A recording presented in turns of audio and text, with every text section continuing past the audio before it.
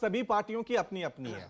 अगर आप कांग्रेस से सवाल पूछोगे तो उनकी परिवारवाद की परिभाषा कुछ और है, समाजवादी पार्टी से पूछेंगे उनकी परिभाषा और है, बीजेपी अपनी परिभाषा अलग तरीके से देती है।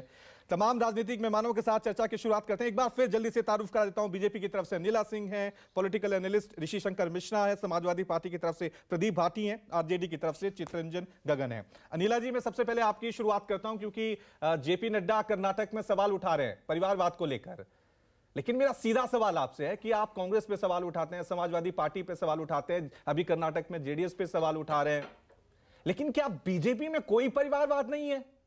अनुराग ठाकुर, पंकज, ज्योतिरादित्य सिंधिया, क्या यह परिवारवाद नहीं है? दूसरी पार्टियों में ही आपको परिवारवाद नजर आता है? मेरी सबको राम राम।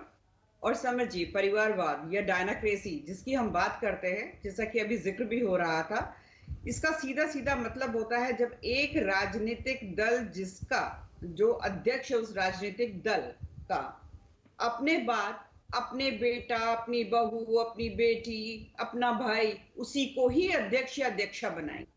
पूरी पार्टी में उनको ऐसा कोई कार्यकर्ता, छोटा बड़ा, महिला पुरुष, कोई ऐसा नजर नहीं आता है कि पार्टी की बागडोर अपने परिवार से हटाकर उसके हाथ में दे दी जाए। इसको परिवारवाद कहते हैं। अभी आपने मेरे राजनीतिक दल भारतीय जनता पार्टी के कुछ कार्यकर्ताओं का, जो सीनियर लीडर्स भी हैं, मंत्रीगण भी हैं, उनका यहाँ पर उदाहरण दिया। ये कार्यकर्ता हैं, ये पार्टी की सेवा कर रहे हैं, ये अध्यक्षता नहीं कर रहे हैं। परिवारवाद पे अभी राजीव जी ने कहा कि इनका परिवार जो है वो आइडियोलॉजी का है, वो आरएसएस की आइडियोलॉजी का परिवार है।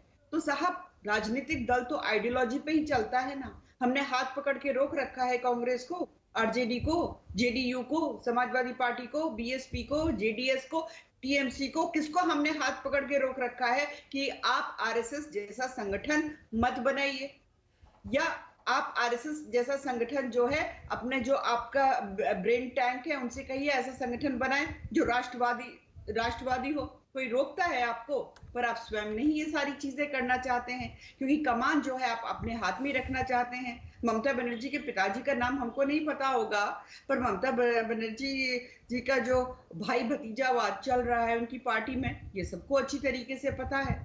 ठीक है, तो यहाँ पर सीधी सी बात है कि पूरी राजनीति, पूरा राजनीतिक दल जो है एक परिवार कमांड करेगा तो उसको हम परिवारवाद कहेंगे ही कहेंगे। और अनिला जी, इसी आप कह रहे हैं कि पूरा परिवार जब राजनीति में आएगा या कमांड करेगा, अध्यक्ष बनेगा, उसी को परिवारवाद कहते हैं। मैं आप एग्जांपल देता हूं। प्रेम कुमार धूमल चीफ मिनिस्टर थे, अनुराग ठाकुर केंद्रीय मंत्री हैं, उनके भाई बीसीसीआई में हैं, पंकज सिंह उनके पिता राजनाथ सिंह केंद्रीय मंत्री हैं, उनके बेटे।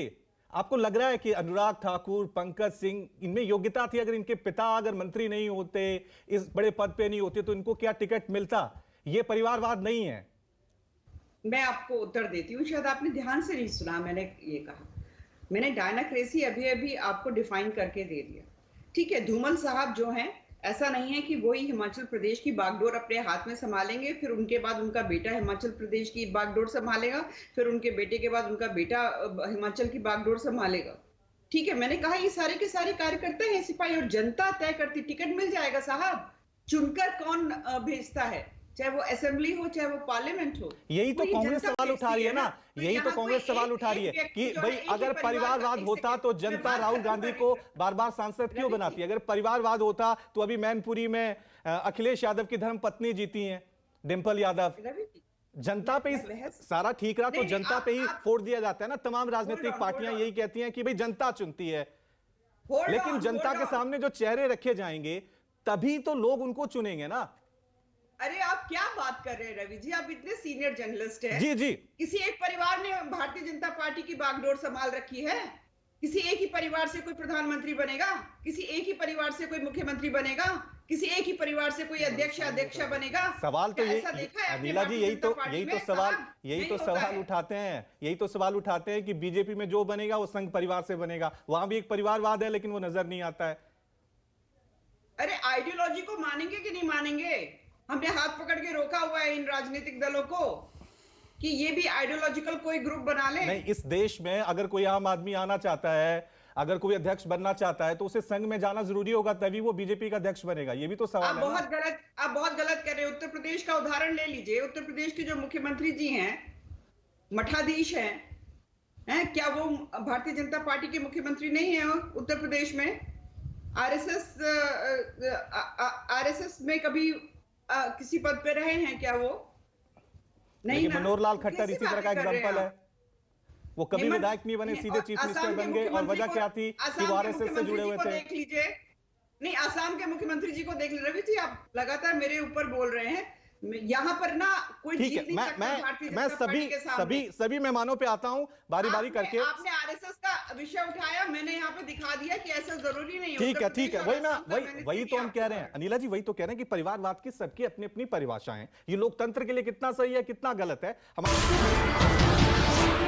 नमस्कार, मैं हूं मानक गुप्ता। अगर आपको हमारा ये वीडियो पसंद आया हो तो इसे लाइक और शेयर जरूर करें।